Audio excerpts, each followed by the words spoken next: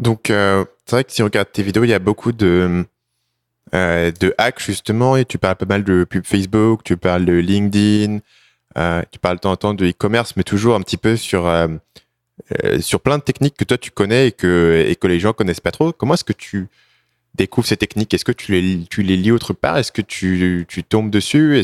Comment est-ce que tu découvres toutes ces techniques? Je sais pas, récemment, tu avais parlé euh, de différentes techniques que tu fais sur la pub Facebook. D'où ça vient ces idées? Est-ce que c'est juste des tests?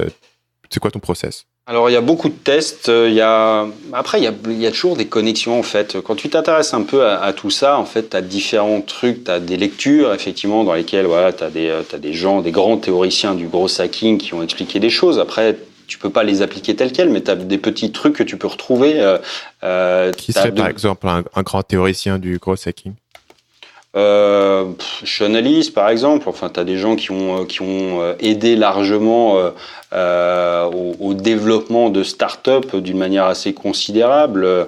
Tu as des sites comme Gros Hacker TV, des choses comme ça où tu as vraiment là du contenu, mais qui s'adresse plutôt aux start-up en fait. C'est-à-dire que le gros hacking, c'est vraiment le terme qui a été développé, qui a été utilisé et qui est pas forcément très opérationnel pour des entreprises classiques, dans le sens où, tu vois, pour développer Airbnb, par exemple, ce qui a été fait, c'est développer un bot qui allait récupérer les annonces sur Craigslist. Ça, c'était le premier bot qu'ils ont fait. Donc, ils appelaient les propriétaires directement pour les proposer de s'inscrire sur Airbnb. Et puis, le deuxième bot qu'ils ont fait, c'était poster les annonces d'Airbnb sur Craigslist pour trouver des clients.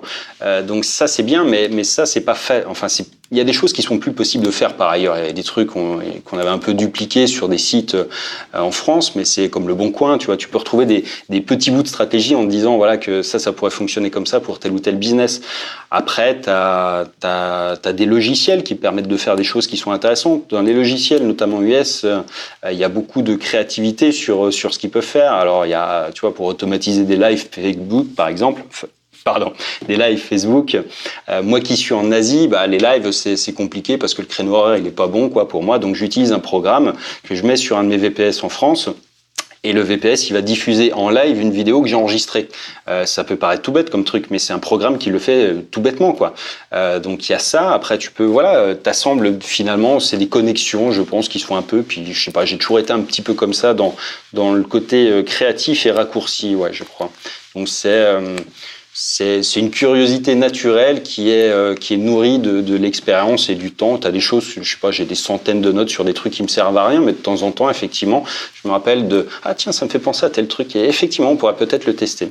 Et tu fais des choses un peu, pas forcément au hasard, mais c'est des choses qui sont finalement avec le temps, tu puises un peu dans ton cerveau qui a emmagasiné plein de data, je pense.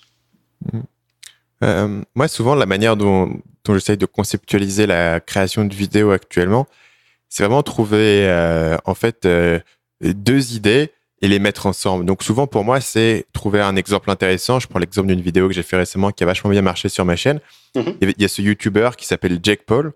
Et pour expliquer son succès, j'ai pris un bouquin, Trust Me I'm Lying de Ryan Holiday. Et en fait, souvent, j'ai trouvé que il suffit de trouver un bon exemple et un livre, un concept que tu veux illustrer, et tu combines les deux, et ça fait un bon produit. Et c'est en fait ça, moi, ma formule actuelle de vidéo, c'est de trouver une idée quelque part et de la combiner dans un endroit où on l'attend pas forcément. Parce que c'est vrai que si tu fais la même chose que les autres au même endroit, forcément, il y a trop de concurrence. D'un autre côté, trouver des trucs totalement auxquels personne n'a pensé, c'est presque impossible. C'est ça.